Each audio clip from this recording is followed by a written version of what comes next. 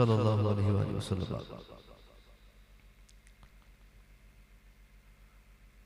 फैज़ान हुज़ूर नबी मिल्लत conference में हुज़ूर सरकार नहीद मिल्लत की इस मुबारक मौजूदगी में हम और आप इस जलसे का हिस्सा बन रहे हैं। आपके जामिया के सदरुल असातिज़ा व दीगर असातिज़ा इकराम ने अपनी मेहनतों मशक्क़तों के साथ कमेटी के सपोर्ट और समर्थन से इस अज़ीमुश्शान जलसे के एहतमाम में महीनों से मेहनतें की, जिसके बाद हिंदुस्तान के एक अजीम तरीन नक़ीब, अगर पूरे हिंदुस्तान में नुक़बा की फहरिस्त अगर तैयार की जाए तो अक्सर ऐसे नुक़बा आपको नज़र आएंगे जिनको इल्म और इल्मियत से कोई शगफ नहीं रहता। अक्सर को मैंने जाहिल पाया है, दो चार अशार याद करके दो चार मखसूस जुमलों को रट के हिंदुस्तान के नक़ीब आज़म बने हुए हैं, मगर उन्हीं नुक़बा में दो चार पाँच ऐसे भी शानदार जी सलाहियत नक़ीब इस वक्त हिंदुस्तान में बसते हैं जिनमें एक बड़ा नाम क़ारी एजाज साहब का है।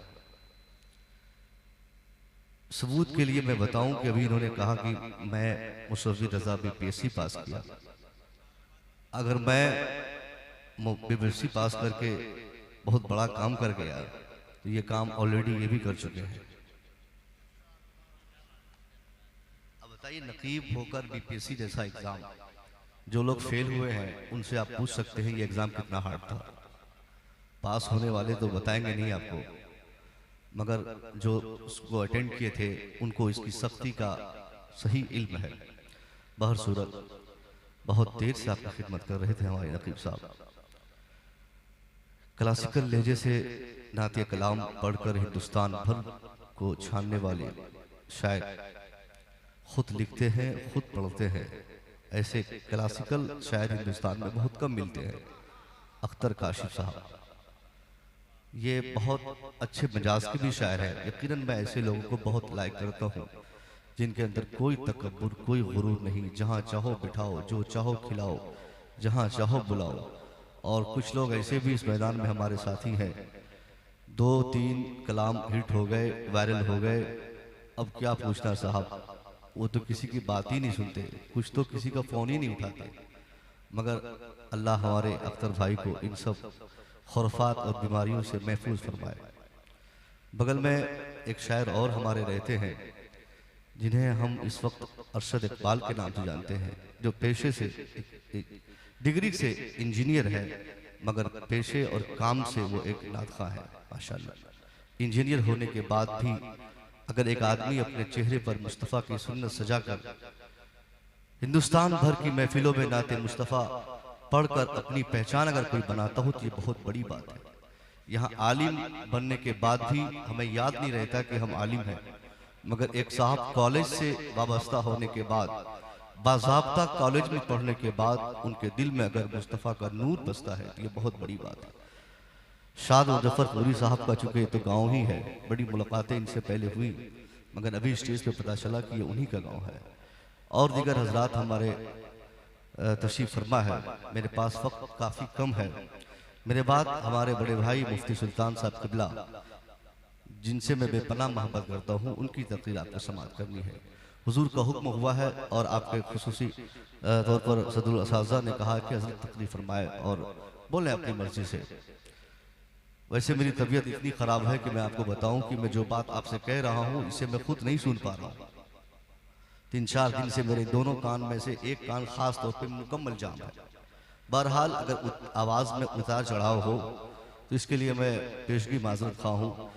माजी की तकरीरों की तरह मैं आज अपने लहजे के एतबार से तकरीर नहीं कर सकता, क्योंकि एक कायल और स्पीकर जब कुछ बोलता है तो उसकी बोली उनको खुद सुनाई दे तब वो उसमें लहजा, अंदाज या उतार चढ़ाव, नशेब व फराज की अदायगी वो कर सकता है। बहर सूरत अगर फैज़ान नबी मिल्लत जारी हो जाए, यकीनन जारी है, सरकार नाहिद मिल्लत का करम हो जाए तो मुसव्विर के ज़हन दिमाग में चंद ऐसे जुमले आ जाएंगे जिनको बोलकर मुसव्विर रज़ा आप तक पहुँचेगा और आपकी तब्दीली चाहेगा। थोड़ी सी आवाज़ बढ़ा दीजिए, आवाज़ थोड़ी सी बढ़ा दीजिए, इको कम कर दीजिए, आवाज़ बढ़ा दीजिए। दुरूद शरीफ पढ़िए, अल्लाहुम्मा सल्ली अला सय्यदना शफीना नबीना मौलाना मुहम्मद बारिक वसल्लम सल्लल्लाहु अलैहि या रसूलुल्लाह सल्लल्लाहु अलैहि वसल्लम। मैंने एक आयत पढ़ी है, अल्लाह फरमाता है कुंतुम खैरा उम्मतिन उखरिजत लिन्नास, तुम दुनिया की सबसे बेस्ट कौम हो। अल्लाह ने हम मुसलमानों को खुसूसी तौर पर या उम्मत मुहम्मदिया को खुसूसी तौर पर मुखातब करते हुए कहा कि तुम इस वक्त सबसे बेस्ट कौम हो पूरी दुनिया में। किस हैसियत से? जब तक तुम दूसरों को अच्छाई का रास्ता नहीं बताते, बुराइयों से नहीं रोकते, तब तक ये क्वालिटी और ये स्पेशलिटी जो अल्लाह ने कौम मुस्लिम के साथ खुसूसी तौर पर इनामात के तौर पर अता फरमाया है, ये हम बेहतरी के काबिल नहीं होंगे। यानी हमारी एक शनाख्त है कि हम दुनिया में जहाँ भी रहे, हमसे दुनिया आबाद रहे, हमसे दुनिया को भलाई का रास्ता मिले, हम लोगों को अच्छाई का रास्ता बताएं, बुराइयों से हमेशा लोगों को बाज रखें। ये सबसे बड़ी प्राथमिकता एक मुसलमान होने की हम में ये है होनी चाहिए कि हमारे आगे अगर कोई बुराई करे तो हम अपनी ज़बान से, पहले तो हाथ से, उसके बाद ज़बान से, फिर अल्लाह के रसूल ने तीसरा ऑप्शन देते हुए फरमाया कि अपने दिल से उसे हम बुरा जाने। ये तीन ऐसे ऑप्शंस इस्लाम के मानने वालों के लिए अल्लाह के रसूल ने अता फरमाए। अब बताइए इस्लाम कितना सुथरा और बेस्ट मज़हब है, जिस मज़हब की तहजीब में से है कि हम मुसलमान जहाँ रहेंगे वहाँ ना गंदगी होगी, वहाँ ना बुराई होगी, वहाँ ना ख़राबी होगी, वहाँ ना बदतमीज़ी होगी, वहाँ ना बेहयाई होगी, वहाँ ना झूठ कोई बोलेगा, वहाँ ना किसी पर कोई अत्याचार करेगा।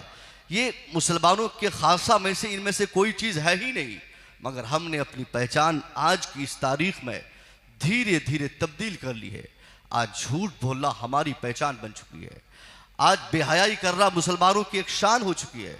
मुसलमान अपनी नाकामी की वजह तलाशते हुए खानकाहों में भटकता है, मदरसों में भटकता है, आलिमों से तावीज़ात लेता है, कहता है हजरत मेरी तबाही हो गई, मेरी बर्बादी हो गई, बेटा कमा रहा है, भाई कमा रहा है, मैं कमा रहा हूँ, हम तरक्की नहीं कर रहे, हम परेशान हाल है, हमारे बच्चे क्यों मारे जाते, समाज क्यों जलाया जाता।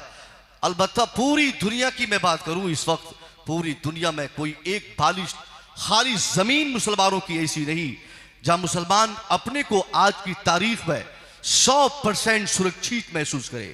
कहने को 57 ममालिक हमारे हैं, कहने को 150 करोड़ से ज़्यादा तादाद पूरी दुनिया में हमारी है, मगर इसके बावजूद हर शाम टीवी स्क्रीन पर हमारे बच्चों के लहू बहने की खबरें आती है। हर सुबह अखबारात पढ़ते वक्त हम रोने लगते हैं कि हमारा घर जलाया गया, हमारा माशरा जलाया गया, हमारी तहजीब मिटाने की कोशिश की गई, हमारे बच्चों को पीटा गया। आखिर ये सारी तबाहियों की वजह क्या हो सकती है? मुसलमान बौखलाहट में आकर किसी न जाने किन किन को इसके लिए जिम्मेवार ठहराया। मुसलमान कहता है इसका जिम्मेदार हमारा फलाना हाकिम है, इसका जिम्मेदार फलाना नेता है, इसका रिस्पॉन्सिबल फलाना नेता है। मगर कुरान अजीम ने 1400 साल पहले क़यामत तक की मुसलमानों की तमाम तबाहियों की जिम्मेदारियों का एहसास दिलाते हुए मुसलमानों को कुरान अजीम ने कहा, ए मुसलमानों, ये जितनी तबाहियां तेरी हो रही है या होगी, ये सारी तबाहियों की वजह कोई और नहीं, वमा असाबकुम मिन मुसीबा फबिमा कसबत ऐदीकुम, what misfortunes befalls on you, it is because your hand has gathered it. यानी ये जितनी तबाहियां बर्बादियां मुसलमानों के समाज में हो रही है, इसका कोई नेता, कोई अभिनेता, कोई तीसरा फर्द रिस्पॉन्सिबल नहीं। कुरान कहता है इसका जामिन अगर कोई है तो सिर्फ मुसलमान है। मुसलमानों ने मुस्तफ़ा की पहचान भुला दी, मुसलमानों ने मुस्तफ़ा के पैगामात को घरों से निकाला। हमने इस्लाम और मुसलमान होने का मतलब अपने आप को समझा नहीं, और नतीजे में धीरे धीरे आज हमारी तहजीब मिटाने की लोगों ने कोशिश की। आज हम खुद बर्बाद होने के दहाने पे खड़े हो गए।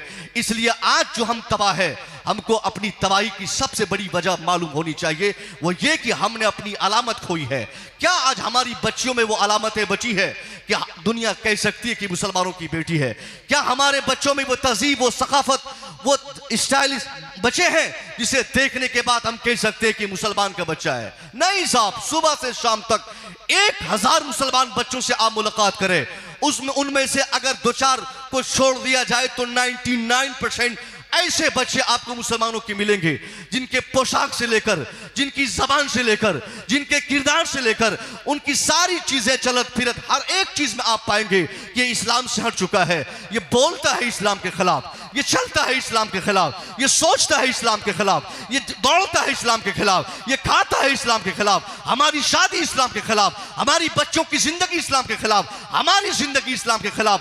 जब सर से पांव तक जो मुसलमान इस्लाम के कवानीन के खिलाफ अमल पैरा होगा, वो मुसलमान अगर बरकतों की दुआ करेगा तो अल्लाह ऐसे मुसलमान की दुआओं को उसके चेहरे पे मार देगा। दुआओं से नहीं कुछ होता है, किरदार से होता है। बड़ी हम दौड़ भाग हम करते हैं और तावीज़ात लेते हैं। हुजूर पीर साहब किबला तशरीफ फरमाए, इनसे पूछिएगा आप, तावीज़ से इंसान को बहुत ज्यादा फर्क नहीं पड़ता। अगर आदमी 100% अपनी तब्दीली चाहता है तो इंसान की तब्दीली का सारा राज़ो रुमूज उनके किरदार पर मुनहसर है। एक आदमी किसी मौलवी, हाफिज, कारी, पीर की बारगाह में जाकर तावीज़ ले न ले, वो बाकायदा मुसलमान बन जाए, सर से पांव तक उनको देखने वाला देख कर कह सके कि वाकई ये मुसलमान है। खुदा की कसम, जो इंसान ऐसा रहेगा, वो इंसान कोई किसी खान का या किसी मौलवी के पास जाकर तावीज ले न ले, अल्लाह की तरफ से 100% रहमतों बरकतों की बारिशें उनके घरों में होंगी। उनको दौड़ने और भागने की जरूरत नहीं पड़ेगी। मगर यह बेचैनी बता रही है, हमने इस्लाम का उल्लंघन किया है, हमने कुरान के कवानीन को तोड़ा है, हमने मुस्तफ़ा के फरमान को घरों से निकाला है, हमने मुस्तफ़ा के ज़ाब्ते पर न तो अपनी बेटी को चलाने की तरबियत दी, न तो अपने बेटे को हमने सबक सिखाया। पैसों की फरावानी, अय्याशी में हम उतर गए। ये पैसे और अय्याशी ने हमारी दुनिया और आखिरत की राहों को तब्दील कर दिया। नतीजे में हम आजाद हुए, हमारे बच्चे आजाद हुए, हमारी बेटी आजाद हुई। इस आजादाना माहौल में कोई किसी को समझाने वाला नहीं। अगर कोई मौलाना, कोई हजरत खिताब करते हुए हमारी बच्चों की तहजीब, हमारी सकाफत की बात अगर करे तो 2 दिनों में हम उनको अपनी मस्जिदों से निकाल देंगे। हमारी स्टेज पर अगर कोई खतीब आकर हमारी बच्चों के हया और पर्दे और उनके निकाब और हिजाब पर खिताब करे तो यह हमें बर्दाश्त नहीं। अगर कोई खतीब हमारे स्टेज से खिताब करते हुए हमारे समाज की इस्लाह के लिए अगर सर से पांव तक हमें नंगा करना चाहे तो हम उस खतीब को नंगा करके अपने स्टेज से बाहर कर देंगे। हमें पसंद नहीं कि कोई हमारी तनकीद करे, हमें पसंद नहीं कि कोई हमारी क्रिटिसाइज करे। हाँ साहब, अगर गलती आपने की है तो आपको सुनने की ताकत रखनी पड़ेगी। अगर आपने ऐसा किया है, क्या होता है आपकी शादी में? शादियां आपकी बेटी की, नाचने वाली बाहर की शादी होती है, मुसलमान बेटी की, नाचा जाता है, डांस किया जाता है, डीजे बजाए जाते हैं। ये कौन सी सकाफत है? ये कौन सी तहजीब है? शर्म नहीं आपको कि एक नाचने वाली, वो भी बेटी, वो भी किसी की बेटी, एक वो बेटी जो तेरी आपकी बेटी जो डोली पे बैठेगी, वो कैसा बदतमीज और बेहया बाप है जो अपनी बेटी के लिए डोलियां सजा रहा है, दूसरे की बेटियों को डीजे पे डांस करवा रहा है। अगर ऐसी सकाफत आपके माशरे में है तो अल्लाह की तरफ से बरकतों की उम्मीद आपको छोड़ देनी चाहिए। बरकत पे हयाई में नहीं होती। मुस्तफा करीम ने कभी कहा था, जिस माशरे की बच्चियों के सर से एक बाल का टुकड़ा अगर किसी दूसरे की निगाहों के लिए जीनत का सामान बन जाए, अल्लाह उस माशरे से बरकतों के सारे रास्ते को उस माशरे के लिए बंद फरमा देता है। वहां बरकत नहीं होती जहां पे हयाई होती, वहां बरकत नहीं आती जहां बदतमीजी होती। हमारी बच्चियों के कपड़े कौन खरीदते हैं? हमारी बच्चियों को रास्ते कौन बताते हैं? आज हमारी बच्चियां अगर मार्केट में जींस और टी शर्ट और बगैर दुपट्टे, बगैर निकाब, बगैर हिजाब की अगर बदतमीजी करते, चाट खाते, घूमते फिरते, मॉल में जाते, मेले में घूमते, झूले पे चढ़ते अगर मिलती है तो आखिर ये कौन कर रहा है? हमारी निगाहों के सामने बच्चियां ऐसी करती है, ऐसी हरकत कर देती है, मगर हमें वो ताकत कुव्वत नहीं कि हम अपनी बेटी को मना कर सके। अरे हम कैसे मना कर सकेंगे जबकि हमने अपनी बेटी के सारे लिबास का सिलेक्शन खुद किया है। एक माँ अपनी मर्जी से बेटी के कपड़े का इंतखाब करती है। माँ की मौजूदगी में बेटी कपड़ा पहनेगी, बाप की मौजूदगी में बेटी कपड़ा पहनेगी, भाई की मौजूदगी में बेटियां बदतमीजी करेंगी, बहनें बदतमीजी करेंगी। मैं पूछना चाहता हूं, यही एक तरबियत की कमी है। हम आजाद हुए, हमने अपनी बच्चियों को आजादी का माहौल दे दिया, नतीजे में जैसी फिक्र हमारी थी वैसा ही दर्स और वही सबक हमारी बच्चियों को मिला और हमारी बच्चियां सबक पाकर आगे बढ़ती चली गई। और ये फिक्र उनके दिमाग में आ गई कि इस्लाम कुछ नहीं, कुरान कुछ नहीं, कानूनी इस्लाम कुछ नहीं, हम आजाद है, हमारा ख्याल आजाद है, हम जहां चाहे जाए, हम जो चाहे करें, हम जो चाहे बोले, हम जो चाहे पहने। नतीजे में आज क्या निकला, एक दिन बदलते बदलते ऐसी हालत आज हमारी हो चुकी है कि हमारी बच्चियां मर्जी की शादी करती है, जहां मर्जी उनकी शादी हो वो अपने से इंतखाब करेगी, अब्बा मैं इनसे शादी करूंगी। अगर बाप नहीं कराया तो बेटी खुद भागेगी। अब बेटी भागने वाले जिसके साथ भागती है, न मजहब देखती, न बिरादरी देखती, न जात पात देखती, न ऊपर देखती, न नशीब फराज देखती, न नीचे देखती, कुछ देखे बगैर चूंकि आजादी का भूत हमने अपनी बेटियों के दिमाग में बिठा दिया है। जिससे चाहे बात करे, जिसको चाहे फ्रेंडशिप में जोड़े, जिससे चाहे व्हाट्सएप करे, जिससे चाहे चैटिंग करे, कोई मना करने वाला नहीं। हमें तो साहब यहां तक की खबर सुनने को मिली है कि मां की मौजूदगी में 12 बजे रात तक एक बेटी बिंदास होकर एक बेड पर मां सोई है, उसी बेड पर जवान बेटी सोई है। तकिया एक, बेडशीट एक, बेड एक ही बिस्तर पे मां और बेटी सोई है। 12 बजे रात तक अपने फ्रेंड और अपने चहीते से उसकी बेटी बात करती है, मगर मां को यह जुर्रत नहीं कि बेटी का मोबाइल छीनकर 2-4 चूते उनके सर पे मारकर उन्हें कहे कि बेटी ये कैसी बदतमीजी, किस अनजान व्यक्ति से बात कर रही हो, ये कौन तेरे खाला का लड़का, ये कौन समाज का लड़का, ये कौन अजनबी तुझसे बात करता है। मगर मां को तो भूत सवार है, ये लड़का दामाद बनने वाला है, 2 साल के बाद सऊदीया से आएगा, 6 महीने के बाद दिल्ली से आएगा, मोबाइल इसने दिया है, बेटी का कपड़ा इसने भेजा है, अच्छा लड़का है, ये भले बात कर रही मेरी बेटी, ये लड़का मेरा दामाद बनेगा तो पता नहीं कितना मेरी बेटी से मोहब्बत करेगा और कितनी मोहब्बत करेगा और किस तरह चाहेगा, क्योंकि शादी से पहले मोबाइल दिया है। मैं कहना चाहता हूं साहब, ये मोबाइल का गिफ्ट देना, ये कपड़ों का गिफ्ट देना, ये तोहफा तोहफ किसी की बेटी को भेज देना और बखुशी बेटी की मां और बेटी का बाप जो कबूल करता है, यही लानत उसके घर पे आती है।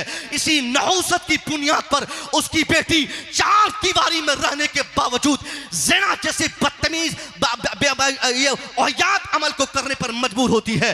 बेटियां छलांग लगाकर दीवार तड़प के भागती है। आज हमारा माशरा लूट जाता है, मगर वो चालाक लड़का शादी करेगा सऊदीया से आने के बाद, शादी करेगा 1-6 महीने के बाद, शादी होगी ईद के बाद, मगर रमजान से पहले, मुहर्रम से पहले, 8 महीना 10 महीना पहले एक सेट कपड़ा और एक 15,000 का मोबाइल और एक सिम कार्ड उसने अम्मी जान को देके कहा कि बेटी को दीजिएगा, वक्त जरूरत मुझसे बात होगी। मगर उसकी मां को इसका अंदेशा नहीं।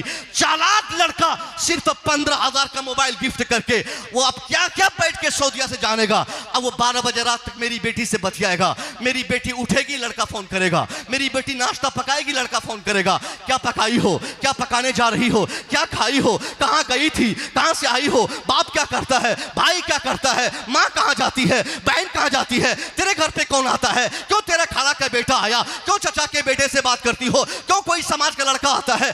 50 तरह के सवालात 24 घंटे में वो बैठकर सऊदीया में, दोहा, कतर, ओमान में वो लड़का वहीं से हमारे घर की तमाम खबर मालूम कर लेता है। अब ईद के मौके से जो शादी की तारीख बनी थी, ईद आने से पहले पहले लड़का व्हाट्सएप पर किसी को मैसेज करके मुतनब्बा करते हुए कहता है, बोल देना उस लड़की के बाप को कि उस बदतमीज घर में मेरी शादी नहीं होगी। उसकी बेटी बदतमीज, उसकी बेटी बदतमीज, घर के हालात सही नहीं, बाप अच्छा नहीं, बेटी अच्छी नहीं, भाई अच्छा नहीं। यानी मैं कहना चाहता हूं, जो रिश्ता करीब से करीब तर था कि अब वो रिश्ता अमल में आता, वो एक साथ दोनों मिल जाते, मगर एक मोबाइल लेने की बुनियाद पर, बखुशी मोबाइल का गिफ्ट कबूल करने की बुनियाद पर, मां और बाप की ढिलाई की बुनियाद पर एक अच्छा खासा रिश्ता टूट गया। हमारे घर की इज्जत तबाह हो गई, हमारे घर की इज्जत को लोगों ने जाना, तार तार हो गई इज्जत। अब शादी कैंसिल हुई। मैं पूछता हूं, कौन जिम्मेदार है इस हालत के, कौन जिम्मेदार है? वो मां जिम्मेदार है जिसकी निगरानी में एक बेटी परवरिश पाती है। वो बाप जामिन है जिसकी निगरानी में एक बेटी बड़ी होती है, मगर हमने ऐसा कभी नहीं किया। और रोना रोते हैं हजरत दुआ कीजिएगा रिश्ता हो जाए, दुआ कीजिएगा अच्छी जगह से, कोई अच्छी जगह से कहीं से पैगाम आ जाए, बेटी की शादी करा दूं। कभी अच्छी जगह आपकी बेटी की शादी तब तक नहीं होगी जब तक आप इस्लाम के फरमुदात पे अमल नहीं करेंगे। एक छोटा सा संदेश मेरे लिए यह है, अगर आप चाहते हैं कि आप अपनी गुर्बत में भी शान बादशाहत को बरकरार रखें तो इसके लिए कंडीशन यह है, आप गरीब है तो क्या हुआ, मजदूर है तो क्या हुआ, मुफलिस है तो क्या हुआ, खेती करते हैं तो क्या हुआ, रिक्शा चलाते हैं तो क्या हुआ, अगर कोई पैगाम लेकर आपके दरवाजे पर आता है, शादी की तारीख तय होती है, ईद बाद, कुर्बानी बाद, मुहर्रम बाद, 6 महीने बाद, साल भर बाद, 2 साल बाद, जब की तारीख बने उस तारीख को आप कबूल करें। अगर लड़का वाला आपकी बेटी को अगर मोबाइल गिफ्ट करता, खास तौर पे एक झाड़ू जोरदार तरीके से अपने दरवाजे पर उसके लिए रखिए और झाड़ू लगाकर उसको कहिए, बदतमीज इंसान भाग मेरे दरवाजे से, अरे तूने अभी बारात लेकर मेरे दरवाजे पर आया नहीं, मेरी बेटी तेरे बेटे के निकाह में गई नहीं, जब तक तू बारात लेकर नहीं आता, जब तक मेरी बेटी की शादी नहीं होती, जब तक मेरी बेटी तेरे बेटे के निकाह में न बंध जाती, तब तक मेरी बेटी तेरे बेटे का मोबाइल तो छोड़ो, एक सुई को भी अपने इस्तेमाल में नहीं ला सकती, क्योंकि बेटी मेरी गैर महरम है। मेरी बेटी तेरे बेटे से कैसे बात करेगी? किसी एक बेटे वाले से अगर आपने धमका कर यह पैगाम देकर आपने दरवाजे से भेज दिया, मुमकिन है सामने वाला वक्त का मुखिया हो, वक्त का इंजीनियर हो, बड़ा डॉक्टर हो, बड़ा पैसे वाला हो, उससे कोई मतलब नहीं। अब वो बेचैन होकर घर में बिस्तर पे पड़ा रहेगा, 24 घंटा उसका दिमाग यही कहेगा, अब मैं कोई दूसरी जगह अपने बेटे की शादी और पैगाम लेकर नहीं जाऊंगा, शादी का पैगाम नहीं दूंगा। अब मुझे अगर शादी करनी है तो उसी झोपड़पट्टी में रहने वाली वही बाज़मीर और बाहया खातून से मेरे बेटे की शादी होगी। ये कब होगा?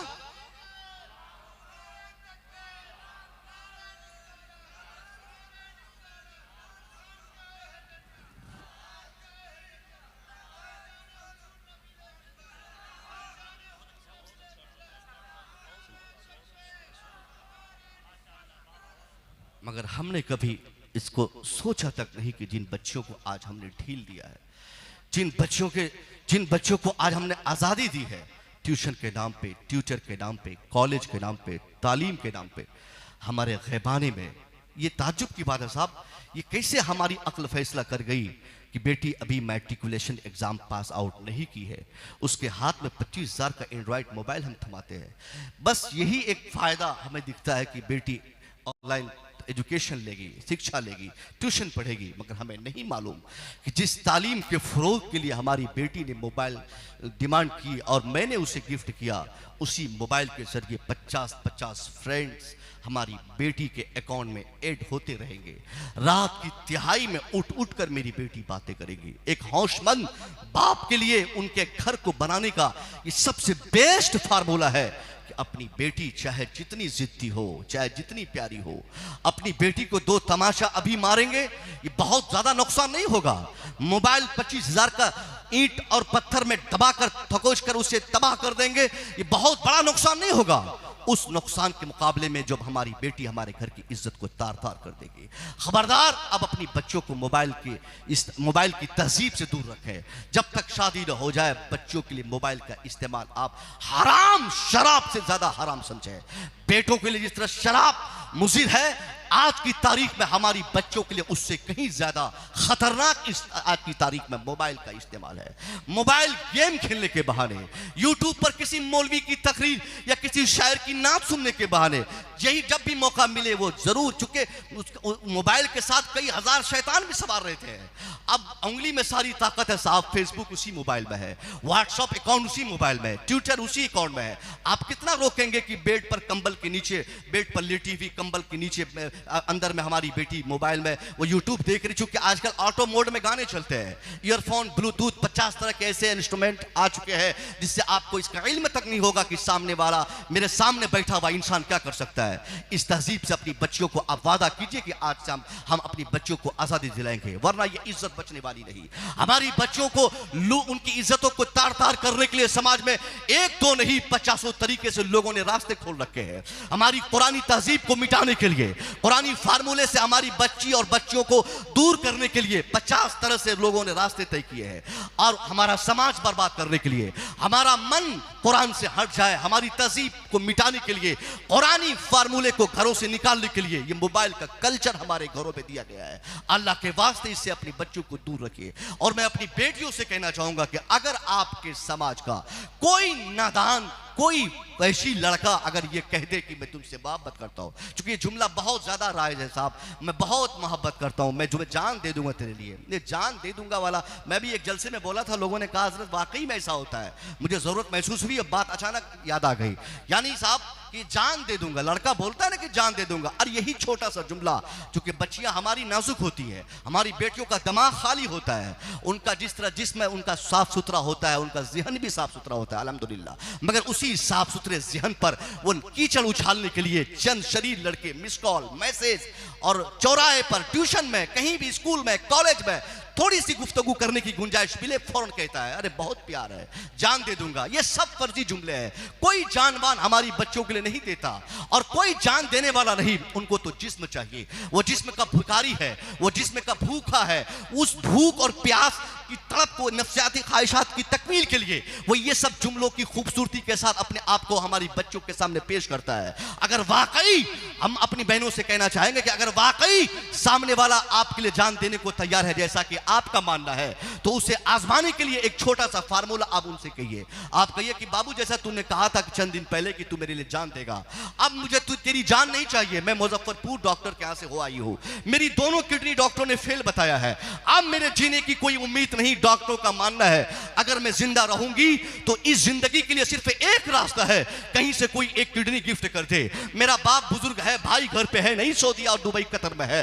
अब मुझे जिंदा अगर तुम देखना चाहते हो, तुम्हारे हिसाब से तूने कहा था कि तुम मेरे लिए जान दोगे, तो मुझे तेरी जान नहीं चाहिए।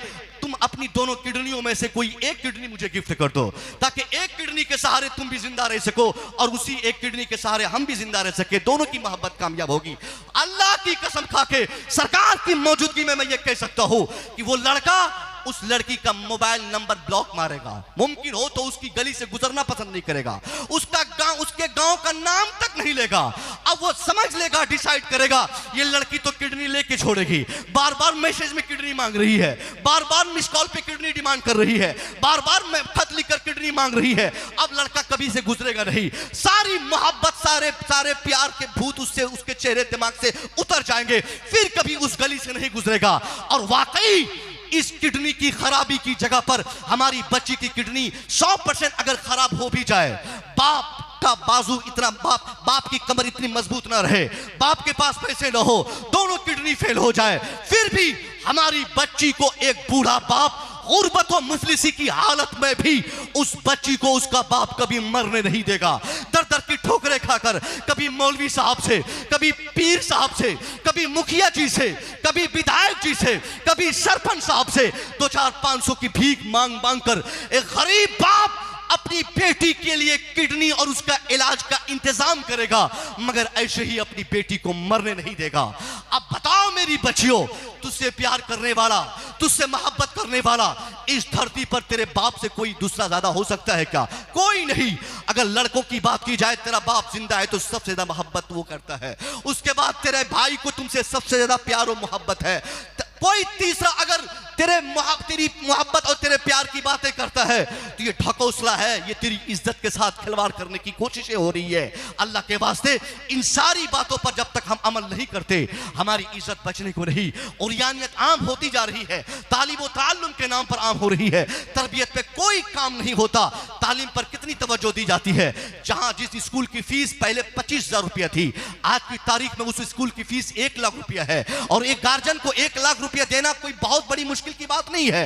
एक झटके में किसी इंग्लिश मीडियम स्कूल में अगर अपनी बेटी या बेटे को डालना रहे, अचानक एक बात पर 1 लाख रुपया चेक काट कर एक गार्जियन दे देता है। मजदूर क्लास के आदमी को भी मैंने देखा है 12,000 रुपया महीना देकर स्कूल में अपने बेटे को पढ़ाता है। अच्छी बात है, बच्चों की तालीमात के लिए घर बेचना पड़े, मकान बेचना पड़े, जमीन जायदाद बेचनी पड़े, फिर भी कम है। मगर मैं आपसे पूछना चाहता हूं, किसने आपसे कह दिया कि आपकी बच्चों की तालीम या आपके बच्चों की शिक्षा और उसकी तालीम और एजुकेशन ही सारी समस्या को समाधान है? अगर एजुकेशन से सारे प्रॉब्लम सॉल्यूशन होते, अगर तालीम से सारे मसाइल हल हो जाते, तो ये उर्यानियत क्यों होती, ये तबाही क्यों होती? वजह यह है कि तालीम से सिर्फ हमारी परेशानी दूर नहीं होगी, हमारी परेशानियों की दूरी के लिए तालीम के साथ साथ दूसरा काम हमें तरबियत पे भी करना है। तरबियत पर किसी का फोकस नहीं, किसी की तवज्जो नहीं। पैसा खर्च करने में सब आमादा है, पैसा खर्च करने के लिए सब आमादा है, सब आगे आता है। हजरत ये लीजिए पैसा, ये तनख्वाह। मैं कहना चाहूंगा साहब, आप पैसा खर्च करें ना करें, अगर अपने बच्चों का बेहतर मुस्तकबिल आप चाहते हैं तो अपने बच्चों को बहुत ज्यादा ना पढ़ाकर बहुत ज्यादा बहुत अच्छी तरबियत देने की आपको जरूरत है।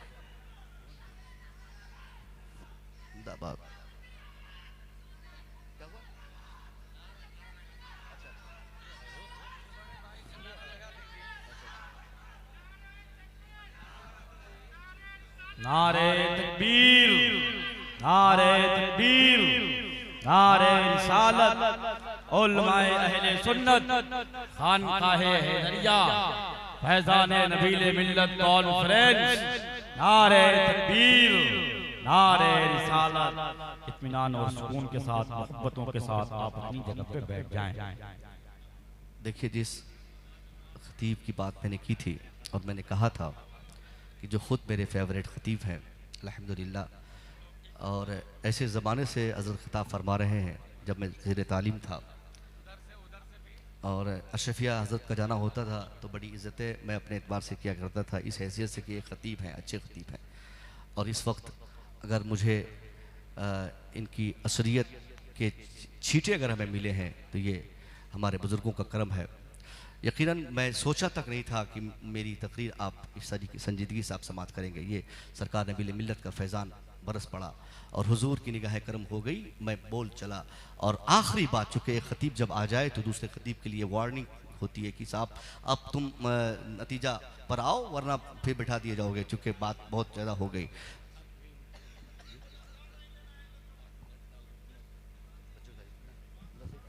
बोलेंगे माशाल्लाह।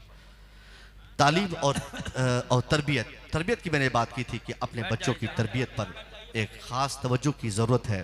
बगैर तरबियत के आप और आपके बच्चे कभी 100% कामयाब नहीं हो सकते।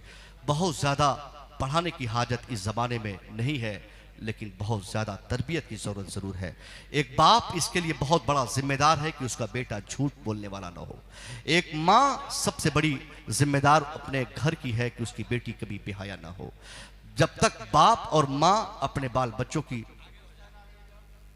उधर आप लोग ये देखिए, तकरीबन 9-10 हुफ़ाज़ किराम की दस्तारबंदी का ये मंजर,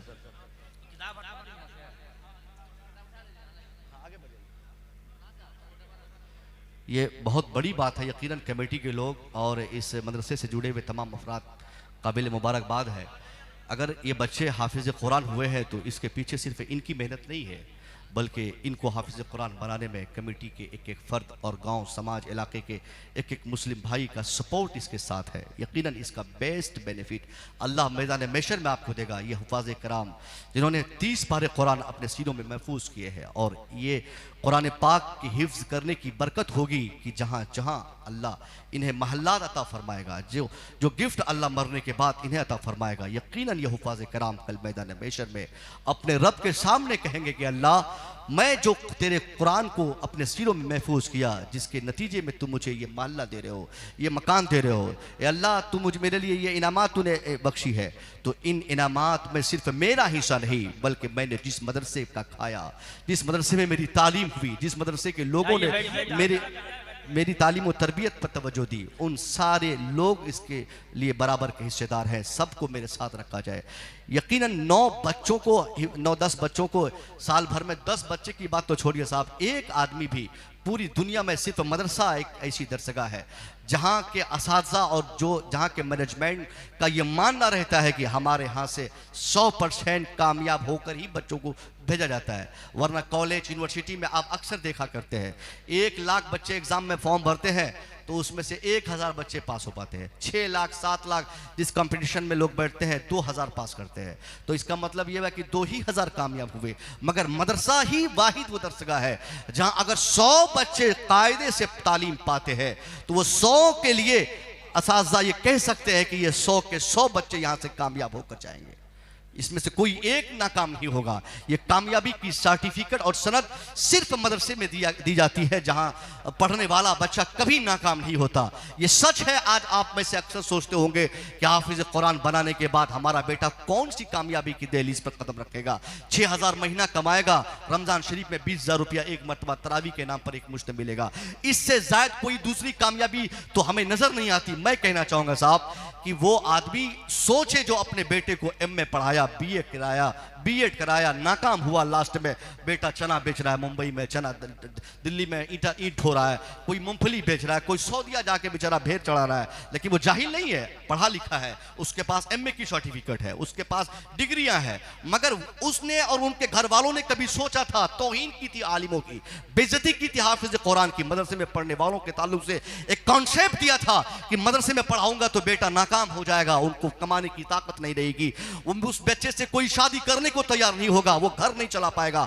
नतीजे में क्या हुआ कि हाफिज कुरान 5000 रुपया पर मंथ कमाता है, मगर जिस मस्जिद और मदरसे से उनका ताल्लुक है उसी मस्जिद और मदरसे से अल्लाह उनकी इज्जत में दुबालगी फरमाता है। वो हमेशा क्रीज वाला कपड़ा पहनता है, अतर लगाता है, सूरमा लगाता है। 5000 की पगार की कोई चिंता नहीं। अल्लाह कभी किसी हाफिज कुरान को ऐसा दिन और ऐसी रात नहीं देता कि वो टेंशलाइट होकर सोए। वो इस चिंता में हाफिज कुरान सोते हैं कि सुबह हमारी फजर की नमाज न छूट जाए, सुबह की कहीं अजान न छूट जाए। वो इस चिंता से अपना दिन गुजारते हैं, कहीं कमेटी में कोई फर्द हमसे नाराज न हो जाए, कहीं कोई मिसअंडरस्टैंडिंग न हो जाए। तो लाख बेटे को बीए आलिम फाजिल, वो जो डिग्री वाली आलिम फाजिल की डिग्रियां होती है वो कराने से बेहतर है अपने बेटे को हाफिज कुरान बनाया जाए। कम से कम हमारा बेटा अपनी दुनिया और आखिरत को तबाह करने से अपने आप को बचा ले। कम से कम जायज नाजायज का शौक और ज़ौक उनके दिल में 24 घंटा रहे कि ये जायज है, ये नाजायज है, यहां नहीं जाऊंगा, ये नहीं करूंगा। तो ये जिस दरसगाह में ये तरबियत दी जाती है उसी दरसगाह का नाम मदरसा है, उसी दरसगाह का नाम ज़ियाउल उलूम है। ज़ियाउल उलूम में जो बच्चा कायदे से 2 साल तालीम पाएगा, मैं कह सकता हूं हमारा बेटा 5 साल इंजीनियरिंग करता है मगर बर्बाद हो जाता है, डॉक्टर बनता है बर्बाद हो जाता है, तबाह हो जाता है, चोरी की लत लग जाती है। आज मुजफ्फरपुर हो, पटना हो, दरभंगा हो और क्या कहते हैं साहब, गोरखपुर हो, कहीं के डॉक्टर को आप देखिए उनमें चोरी की लत लग जाती है। पेशाब का पैसा, पखाना का पैसा, खून का पैसा, वो जांच का पैसा, 50 तरह के पैसे वो लेते हैं। हालांकि गरीब नहीं है, उनका मकान एक हाफिज कुरान के मकान से बड़ा है, उसका बाप अमीर है, उसके पास फॉर्चुनेट कार है, उनके पास पैसों की फरावानी है, उसका अपना मेडिकल कॉलेज है, उसका एक अपना चैम्बर है जो एयर कंडीशन है, उसमें वो बैठता है। मगर 24 घंटा 50 रुपए की कमाई की चाहत को कंप्लीट करने के लिए वो 1000 की जांच लिख देता है 50 रुपया कमाने के लिए। अगर किसी जांच से उसको 25 रुपया मिलना रहे तब भी वो जांच लिखवा देगा कि जाओ पहले खून जांच करा के आओ। उसको मालूम है कि एक मामूली सी दवाई देंगे तबीयत सही हो जाएगी। मगर उसको ये शौक चल चुका है कि अगर हम ऐसा ही करते रहेंगे तो और गाड़ियां कैसे आएंगी और मोहल्लात कैसे बनेंगे, जमीन कैसे खरीदूंगा, कैसे करोड़पति कहलाऊंगा, अपने जिले का सबसे अमीर डॉक्टर कैसे बनूंगा। इसलिए गरीबों का खून चूसता है MBBS डॉक्टर। सब लोग ऐसे नहीं होते मगर अक्सरियत की मैं बात कर रहा हूं। मैं पूछना चाहता हूं, MBBS की भारी भरकम डिग्री लेने वाला आज चोरी की लत लग जाती, झूठ बोलते थकता नहीं। डॉक्टर इंजीनियर बनने वाला झूठ बोलते थकता नहीं। मगर ये हाफिज कुरान, इनकी तनख्वाह ज्यादा नहीं है मगर कौम की खिदमत का जज्बा तो देखिए। ये न दिन देखते हैं न रात देखते हैं। रात के 12 बजे आप अपनी मस्जिद के इमाम मिसबाही साहब को फोन कीजिए कि हजरत मेरे बच्चे की तबीयत खराब है। मैं दावे से कह सकता हूं रात के 12 बजे ठीक उसी टाइम पे अपने बगल के किसी झोला छाप डॉक्टर को आप फोन लगाइए कि बेटा मेरा बेचैन है, जल्दी से आइए। दोनों एक ही टाइम पे फोन रिसीव करेंगे। एक आपको ये कहते हुए फोन काट देंगे कि अभी मुझे बहुत तेज नींद नींद आ रही है, तुम मेरे घर पे आओ, एक दवाई टेबलेट देंगे, ले जाना खिलाना और सही होगा, फिर उसके बाद मैं सुबह देख लूंगा।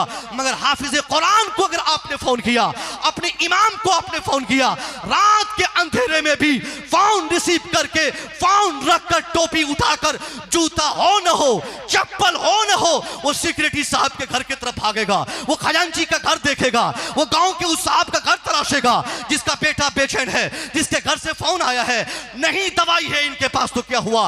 अल्लाह ने जो कुरान पढ़ने की कुव्वत इन्हें दी है, जो हाफिज कुरान ये बने हैं, वही कुरान पाक की आयतें पढ़ के, पानी में दम करके हमारे बच्चे को शांत करने की अपनी पूरी कोशिश करेंगे। ये बहुत बड़ी कोशिश है और कोई मुआवजा नहीं, कोई पैसा नहीं, मुफ्त में एक टेबलेट कोई डॉक्टर नहीं देता, मगर मुफ्त में हमारी खिदमत के लिए ये 24 घंटे उलमा तैयार रहते हैं, 24 घंटे हमारे उलमा तैयार रहते हैं। मगर हमारे कुछ लोगों को हमारे उलमा की तरक्की ही पसंद नहीं है। अगर बिल इत्तफाक किसी आलिम को अल्लाह गाड़ी दे दे, मोबाइल दे दे, अभी एक साहब मुझसे कह रहे थे कि 70,000 का मोबाइल आप कैसे ले लिए, फिर थोड़ी देर बाद कह रहा क्यों ले लिए, हम कह रहे साहब मैं मौलाना हूं, मैं कौम का खादिम हूं, और जो खादिम होता है वही कौम का लीडर भी होता है, वही कौम का रहबर होता है। तुम अंगूठा छाप, चोरी चपाटी करते, झूठ बोलते, मेंबर में जीत लिए और कहां योजना का पैसा खाकर तुमने 25,000 का मोबाइल जब तुम खरीद सकते हो, तो मैं तो कौम का खादिम और लीडर हूं, मेरे पास 70,000 नहीं, दुनिया का सबसे कीमती मोबाइल आलिमों के पास होना चाहिए, उनके पास सबसे कीमती गाड़ी होनी चाहिए, ताकि हमारे इमाम, हमारे खतीब, हमारे आलिम, हमारे हाफिज जिस रास्ते से गुजर जाए, देखने वाला देख के तड़प जाए और यह शौक पैदा करे कि बेकार में अपने बेटे को डॉक्टर बनाया, बेकार का मैंने अपने बेटे को इंजीनियर बनाया, फालतू का मेरा बेटा प्रोफेसर बनने की कोशिश कर रहा है। काश वक्त रहते मैं भी अपने बेटे को हाफिज कुरान या आलिम दीन बनाता, तो यही मुसव्विर की तरह मेरा बेटा भी 5 लाख का मोबाइल और 30 लाख की गाड़ी भी इस्तेमाल करता। ये आप करेंगे तब ना, एक आलिम की आप इज्जत करेंगे, उसको देखकर 50 लोगों की को तरकीब मिलेगी, 50 लोग दौड़ेंगे, अपने बच्चों को मदरसे में भेजेंगे, मदरसे किससे जोड़ेंगे। वैसे 4.5% बच्चे पूरे हिंदुस्तान में इस वक्त, बस मैं 2 मिनट में 4.5% बच्चे मदरसों से जुड़े हुए हैं। बाकी हमारे रुझानात बता रहे हैं कि हमारी तरजीहात में से है कि हमारा बेटा इंजीनियर, डॉक्टर, प्रोफेसर बने। मैं कहना चाहता हूँ साहब, इसके लिए आपको कोई नहीं रोकेगा कि अपने बेटे को डॉक्टर न बनाए, पहले हाफिज कुरान बना दें, आलिम दीन बना दे, उसके बाद कॉलेज में फिर अपने बेटे को डालें, ताकि आपका बेटा जिस मस्जिद का इमाम बने, उसी के बगल में किसी कॉलेज का वो प्रोफेसर भी रहे। जब एक इमाम प्रोफेसर भी हो और वो मस्जिद का इमाम भी हो, फिर वो किसी सिक्योरिटी को खातिर में नहीं लाएगा, फिर वो किसी खजांची की धमकी बर्दाश्त नहीं करेगा, क्योंकि उनको तो 5,000 की तनख्वाह चाहिए नहीं, वो तो मुफ्त में अजान देता है, वो तो मुफ्त में जब नमाज पढ़ाएगा, उनको मुलाजमत की चिंता नहीं होगी, फिर कोई शराबी गांव में टिकने की कोशिश नहीं करेगा। 100% तबलीग तब होगी जब हमारे उलमा जब खुद ऐसे मकाम पर फाइज रहेंगे, उनको रोजी रोटी की चिंता नहीं होगी, तो वह बिंदास खिदमत करेंगे। मैं उम्मीद करूंगा कि यह मुख्तसर तरीन गुफ्तगू से अल्लाह हमें यह सबक दे कि हम और आप इन ज़रूरतों को समझें, अपने उलमा की इज्जत करें, अपने बच्चों को मदरसे से जोड़ें, और मदरसे से जोड़ने के बाद, फिर मदरसे से निकलने के बाद हम अपने बच्चों की इस कामयाबी को काफ़ी न समझें, इसके पीछे और मेहनत करें, इनको कॉलेजेस भेजें, यूनिवर्सिटीज़ भेजें, असली तालीमात ले, ताकि हमारा बेटा दीनी और असली दोनों तालीमात और दोनों इदारों से तालीम पाने के बाद वो 100% दुनिया और आखिरत के लिए कामयाब हो जाए। सरकार का करम हो गया, सैयदी सरकार तशरीफ़ फरमा है। मैं आखिरी बात, अक्सर जलसों में जहाँ कोई सैयदी बैठे रहे तशरीफ़ फरमा होते, मैं लोगों से कहता हूँ कि हर जलसे में लाजमी तौर पर औलाद रसूल की मौजूदगी होनी चाहिए। रूहानी एतबार से जब कोई किसी सैयदजादे मौजूद रहते हैं ना, वो महफिल मकबूल हो जाया करती है, वहाँ रूहानियत का गलबा होता है, वहाँ शैतान नहीं आ सकता। जहाँ अली का कोई शहजादा तशरीफ़ फरमा होता है, वहाँ शैतान उस पर झांक भी नहीं सकता है। सरकार का करम सीवान से पूरे हिंदुस्तान में, सीवान में बैठकर करम फरमाते हैं, हजारों दीवाने, हजारों चाहने वाले। मैंने बहुत पीर देखे, बहुत ज़्यादा पीर देखे जिनको पढ़ना नहीं आता, उर्दू नहीं आती पढ़ना, और वो भी पाजामा से कभी कभी बाहर हो जाता, बड़े बड़े आलिमों की इज्जत नहीं कर पाता। मगर खुदा की कसम, ये सैयदी क़िबला, इतने सैयदजादे, एक आलिम होना तो अलग बात है, डॉक्टर होना अलग बात है, इनका डीएनए कोई आम डीएनए नहीं, इनका डीएनए जब आप टेस्ट करेंगे तो सरकार मौला अली के डीएनए से इनका डीएनए मैच करता है, इनका डीएनए मुस्तफा करीम के डीएनए से मैच करता है। इनके डीएनए की इज्जत है, इनके ज़मीरो खमीर की हैसियत से इनके मुकाबले में इस दुनिया में कोई दूसरा शख्स नहीं हो सकता। सरकार आला हजरत ने पालकी वाले सैयदजादे को उतार के खुद आपने कांधे पर बिठाकर क्या अमली पैगाम दिया। आप और हम सब मसले का आला हजरत के मानने वाले हैं। ये आला हजरत ने पैगाम दिया दुनिया को, दुनिया वालों 1000 किताब लिखना यह इंसान की मेहनत शाका पर ये क्या मुनसिर है। आदमी मेहनत करेगा 1000 किताब नहीं 50,000 किताब लिख सकता है। एक आदमी मेहनत करेगा डॉक्टर नहीं, इंजीनियर नहीं, पूरी दुनिया का सबसे बड़ा ऑफिसर बनेगा।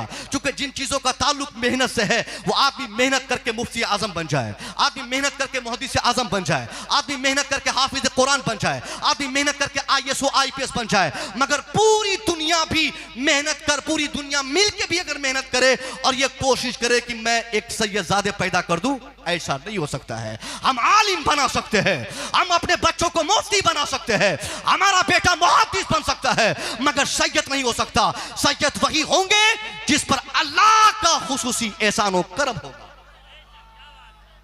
इसलिए सरकार आला हजरत ने बता दिया कि एक आदमी मुबारक तब होता है जब उनके हाथ में 1000 किताब की तसनीफात के इनामात के साथ साथ सैयदजादे का एहतराम भी उनके हाथ में रहे। कोई पीर पीर हो ही नहीं सकता जिससे कोई औलाद रसूल नाराज हो जाए। मैं दुआ करूंगा मौला कभी ये सब रास्ते पर चलने की तौफीक न दे जहां से किसी औलाद रसूल को हमारी ज़ात से कभी नाराज़गी हो। हम कोशिश करें अपनी मेहनत से, मोहब्बत से हमेशा औलाद रसूल को खुश रखें और इनकी मुस्कुराहट में ही अल्लाह की मुकम्मल जन्नत रखी हुई है। अस्तगफिरुल्लाह रब्बी मिन कुल्लि ज़ंबि व अतूबु इलैह। अस्सलामु अलैकुम।